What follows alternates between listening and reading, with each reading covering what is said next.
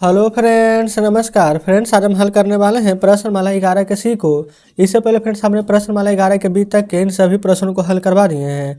तो friends video नहीं देखे हैं तो एक बार जाके जरूर से देख लें। हमने फ्रेंड्स इसका प्लेलिस्ट बना दिया है, उसमें सभी वीडियोज आपको चैप्टर वाइज मिल जाएगी। तो चलिए फ्रेंड्स यहाँ पर देखेंगे प्रश्नमाला 11 के सी में बोला गया है कि निम्नांकित आकृतियों में एक्स का मान याद करने के लिए। लेकिन उससे पहले फ्रेंड्स ऊपर आप देख सकते हैं बोला गया है स्मरण करने योग्य आवश्यक गणितीय तथ्य। इसमें बोला गया है एक चतुर्भुज के चारों अंतः कोणों का योग 360 डिग्री के बराबर होता है। एन भुजा वाले बहुभुज को अंतः कोणों का योग n - 2 गुना 180 डिग्री। किसी भी बहुभुज के सभी बहिष्कोणों का योग 360 डिग्री होता है। एक बहुभुज को उत्तल कहा जाता है और उनके विकर्णों का कोई भी भाग बहुभुज के बही भाग में नहीं जाता हो, अन्यथा उस बहुभुज को अवतल कहा जाता है। बस इतना बात अगर आपको याद हो गया है तो बस फ्रेंड्स आप 11 का सी बनाने के लिए तैयार हैं। तो चलिए अब देखेंगे 11 का सी में क्या बोला गया है। कहा है कि यहाँ पर निम्नांकित आकृतियों में एक्स का मान याद करेंगे। तो ये फ्रेंड्स चतुर्भुज है, 1 2 3 4 भुजा है। तो फिर चतुर्भुज का चारों भुजा का जो क्या होता है 360 डिग्री, जैसे कि यहाँ पर हमारा त्रिभुज का 180 डिग्री का होता है। तो यहाँ पर क्या कीजिएगा 360 डिग्री, इसमें से क्या क्या माइनस करेंगे 120 प्लस 65 प्लस ये वाला 25। अब सभी को माइनस कीजिए। तो 360 में से पहले इसका जोड़कर माइनस करेंगे। तब 65 5 70 और 70 अभी से 90 और 120 में 90 जोड़ेंगे। अगर 80 जोड़ते तो 200 और 10 जोड़ेंगे तो हो जाएगा 210। तो 210 घटाइए तो हमारा आंसर क्या आ जाएगा था 150 डिग्री। तो एक्स का मान फ्रेंड्स हमारा क्या आ चुका है 150 डिग्री। ठीक है, कोई दिक्कत नहीं है। बी में देखिए एक भुज दो भुज 1 2 3 4 5 6, ये फिर टोटल हमारा षष्ठभुज है। ठीक है, तो यहाँ पर षष्ठभुज का कोणों का योग कितना होता है तो आप कहेंगे यहाँ पर कि 360 डिग्री। और 6 भुजा है तो 360 में 6 से भागा दे देंगे तो यहाँ पर आ जाएगा 60 डिग्री। यानी कि फ्रेंड्स प्रत्येक भुजा यहाँ पर 60 डिग्री का है। तो एक्स का मान बोला गया है, तो एक्स का मान क्या हम लिख सकते हैं 60 डिग्री। तो बिल्कुल लिख सकते हैं, कोई दिक्कत नहीं है। इसी प्रकार से सी नंबर में देखिए 40 यहाँ पर हो जाएगा 110, यहाँ पर है 120। इन सभी का योग फ्रेंड्स यहाँ पर 360 डिग्री के बराबर होता है। तो इन सभी का योग में से 360 में से घटा देंगे। देखिए 110 और 40 150, 150 और 20 70 और 70 और 100 कितना 270। तो 270 को माइनस करेंगे ना तो आ जाएगा 0, 16 में से 7 जाएगा तो आ जाएगा यहाँ पर 9। तो एक्स का मान फ्रेंड्स बोला गया था, तो एक्स का मान हमने यहाँ पर निकाल दिया है 90 डिग्री। क्या कोई दिक्कत हुई तो कोई भी दिक्कत नहीं है। ठीक है, चलिए इसी प्रकार से फ्रेंड्स यहाँ पर डी नंबर ई नंबर एफ नंबर को हल करेंगे। तो डी नंबर में देखिएगा 115 130 110 यहाँ पर है 15 डिग्री। इस प्रकार से इन सभी प्रश्न को दिए गए हैं। तो इसको सबसे पहले कैसे कीजिएगा जो पहले यहाँ पर देखेंगे बोला गया है क्या ये फ्रेंड्स अंदर का इन सभी कोणों का जो कितना होता है 360 डिग्री।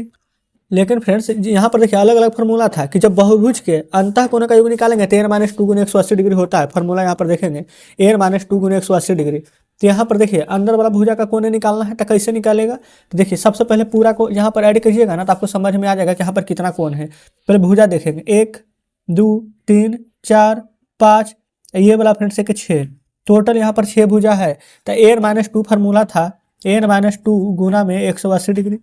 तो टोटल 6 है तो 6 - 4 ये फ्रेंड्स 2 बराबर 180। और 6 में से यहाँ पर 2 जाएगा तो 4 गुने 180 हो जाएगा ये वाला n - 2 गुने 180 अब ना कि बराबर है। तो यहाँ पर 6 में से 2 जाएगा तो 4 गुने 180 तो 18 × 72। तो टोटल फ्रेंड्स हमारा यहाँ पर निकल कर आ चुका है 720 डिग्री। ठीक है, और 720 डिग्री में से इन सभी को घटाना है। तो कैसे घटाएंगे तो जोड़िए। तो यहाँ पर फ्रेंड्स आ जाएगा हमारा 130 और 110। तो 130 और 10 140 और 100 तो 240 ये हो गया।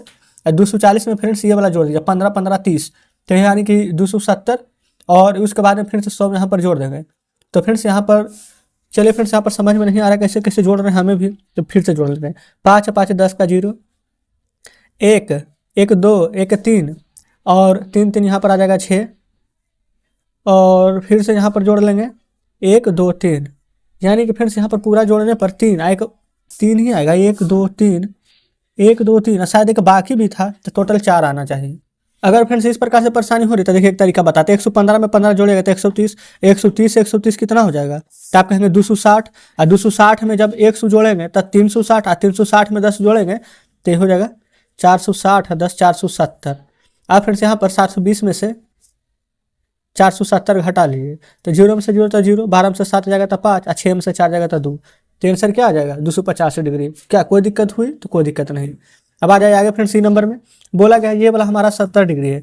तो बोला गया ये एक्स का मान याद करने के लिए, तो अगर ये 70 है ना तो ये भी 70 हो जाएगा। लेकिन जब यहाँ से यहाँ निकालिएगा ना तो 180 डिग्री का पूरा कोण बनता है। तो 180 में से ये वाला 70 माइनस कर देंगे तो हमारा आ जाएगा एक्स, ये वाला फ्रेंड्स 110 डिग्री। तो बताइए कोई प्रॉब्लम है? तो कोई प्रॉब्लम नहीं। अब फ्रेंड्स उसी प्रकार से हम यहाँ पर एफ नंबर प्रश्न को देखेंगे। ये फ्रेंड्स टोटल का टोटल हमारा कितना होता है 360 डिग्री। 360 डिग्री में से ये वाला जितना मान है इस सभी को घटा देंगे तो एक्स का मान आ जाएगा। कैसे पता चलेगा कि कितना आएगा? तो सबसे पहले यहाँ पर आप देखेंगे ये फ्रेंड्स ये हमारा कितना डिग्री का है? तो 95 डिग्री का। अगर ये 95 डिग्री का है तो अगर इस प्रकार से निकालेंगे तो टोटल कितना डिग्री हो जाएगा? तो आप कहेंगे ये फ्रेंड्स 180 डिग्री, तो 180 में से 95 घटाएंगे। अगर फ्रेंड्स ऐसा नहीं समझ रहे हैं तो एक और तरीका है, जैसे कि ये समकोण है तो ये कितना डिग्री का होगा? तो 90 डिग्री। अब टोटल देखिए पहले ये कर लीजिए 90, ये वाला 95, ये 45, ये वाला 50 ऐड करेंगे ना तो 5 5 10 के 0 आ जाएगा यहाँ पर। ठीक है, और यहाँ पर करिए 9 9 18, 18 4 22, 22 5 27, एक बाकी 28, टोटल 280 डिग्री आ चुका है। अब 360 में से यही 280 को आप माइनस करेंगे तो 0, 16 में 60 जाएगा तो 8, अब फिर यहाँ पर फ्रेंड्स 2 में से 2 जाएगा तो 0, तो यहाँ पर टोटल का टोटल 80 डिग्री आ चुका है। ये फ्रेंड्स एक्स का मान पूछा गया तो ये एक्स का मान यहाँ पर आप लिख सकते हैं 80 डिग्री। ठीक है, कोई दिक्कत नहीं है। अब बोला गया है निम्नांकित बहुभुज में अवतल और यहाँ पर फ्रेंड्स उत्तल को बताना है। तो सबसे पहले एक बार फिर से पढ़ लेते हैं, देखेंगे एक बहुभुज को फ्रेंड्स यहाँ पर उत्तल कहा जाता है। ठीक है, यदि उनके कोई भी विकर्ण भाग बहुभुज के बहिर्भाग में नहीं जाता है तो उस बहुभुज को यहाँ पर अवतल कहा जाएगा। चलिए अब हम यहाँ पर देख लेंगे कौन यहाँ पर अवतल है कौन उत्तल है। तब देखेंगे फ्रेंड्स यहाँ पर सबसे पहले ये वाला आपको देखिएगा, एक बहुभुज को उत्तल कब कहा जाएगा? जब उनके विकर्ण का कोई भी बहिर्भाग में नहीं जाता हो। ठीक है, तब। लेकिन फ्रेंड्स ये तो देखिए बाहर जा रहा है क्योंकि यहाँ से यहाँ मिला सकते हैं, यहाँ से यहाँ मिला सकते हैं। ये भी फ्रेंड्स देखेंगे तो बाहर जा रहा है कि नहीं, यहाँ से इस प्रकार से मिला देंगे या अलग अलग। लेकिन यहाँ पर फ्रेंड्स कहीं भी बाहर जा रहा है, यहाँ पर जब भी मिलेगा तो इस प्रकार से अंदर, यहाँ से यहाँ तक अंदर मिलेगा। ठीक है, यहाँ पर भी देख लेंगे तो यहाँ से यहाँ अंदर, यहाँ से यहाँ अंदर, यहाँ से यहाँ तक अंदर मिलेगा, बाहर नहीं जाएगा। ठीक है, तो हमारा ये सी नंबर और फ्रेंड्स ये जो डी नंबर है ये हमारा उत्तल है, उत्तल बहुभुज।